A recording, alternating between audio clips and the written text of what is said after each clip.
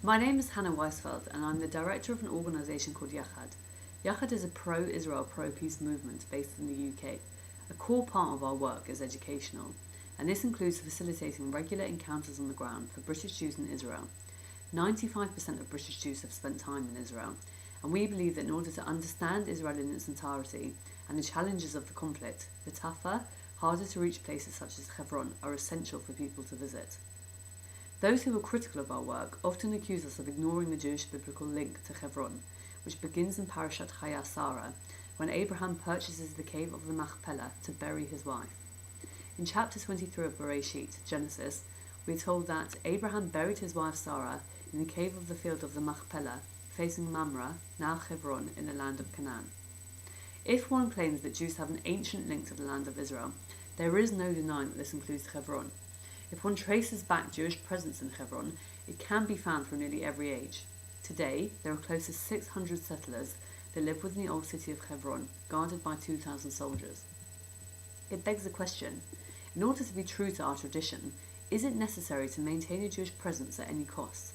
Must we sterilise the streets of Palestinian neighbourhoods to ensure no Palestinians can walk through them, thereby allowing settlers to walk entirely free, regardless of the impact on the local Palestinian population? And it raises a further question, what does constitute holy? Is it enough just to have holy land, or is there an obligation to behave in a holy way that goes with the right to own the land? The Mishnah charts one of the most painful moments in Jewish history, when we lost sovereignty within the Holy Land, marking the beginning of a 2,000-year journey to regain self-determination. The Mishnah declares in Avot, written just after the destruction of Jerusalem by the Romans, that exile comes about because of idolatry, promiscuity, bloodshed, and Shemitah.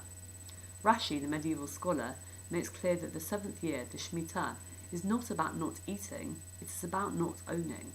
We cannot claim ownership rights within the seventh year, and therefore we may neither trade nor sell seventh year food. There seems to be an implication here that claiming onto land too tightly does not make us more secure. It can result in greater insecurity and, in fact, loss.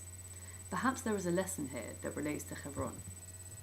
In fact, throughout the Bible, the premise is not that Israel is ours by right, but is related to how we conduct ourselves, how we behave morally and ethically in the land through following the Torah's commandments. In the second paragraph of the Shema, recited daily, we are told that if we obey God's commandments, we will reap the rewards through the land. If we do not, we will be punished. We will become insecure within our own land, which will be ravaged by famine and overrun by our enemies. Our Jewish ethical tradition teaches us to treat those that are different from us with respect and even equality.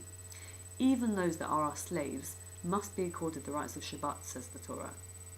Within the creation story, we are told that all humans are created B'Tselem Elohim, in the image of God. How we treat those that are created in the image of God is surely a Jewish ethical consideration. So Abraham's purchase of the cave does not free the Jewish people from the ethical questions regarding how we behave. If anything, it raises more and it causes us with greater responsibility.